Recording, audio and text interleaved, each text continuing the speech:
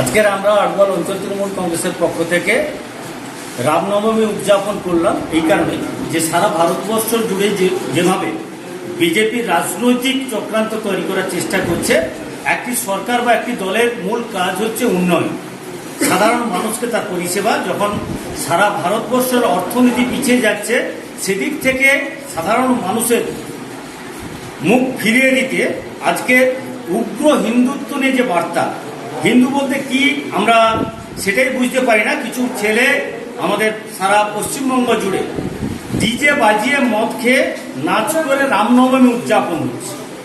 রামনবমী শুধুমাত্র তো হিন্দুর অনুষ্ঠান নয়, আজকের সারা ভারতবর্ষ জুড়ে যারা আমরা বিভিন্নভাবে হিন্দুদের বিভিন্ন রীতিনীতি, বিভিন্ন পুজো পার্বণ আমরা পালন করে আসছি, নিশ্চিতভাবে তার সঙ্গে রামনবমীও হিন্দুদের কাছে তার দেবতা আমরা সীতা এবং রামের সেই আরাধনায় ব্রতী হয়েছি।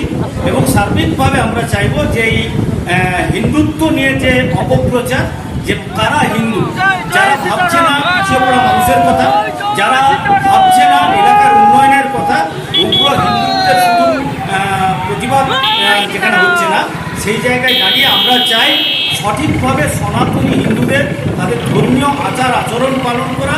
এবং আমরা প্রত্যেকে ভারতবাসী, প্রত্যেক ধর্মের অনুষ্ঠানে উৎসবে আমরা সব ধর্মের মানুষরা একত্রিত হতে পারি, সেই ঐক্যবদ্ধতার রূপ আমরা আগামী দিনে চাই।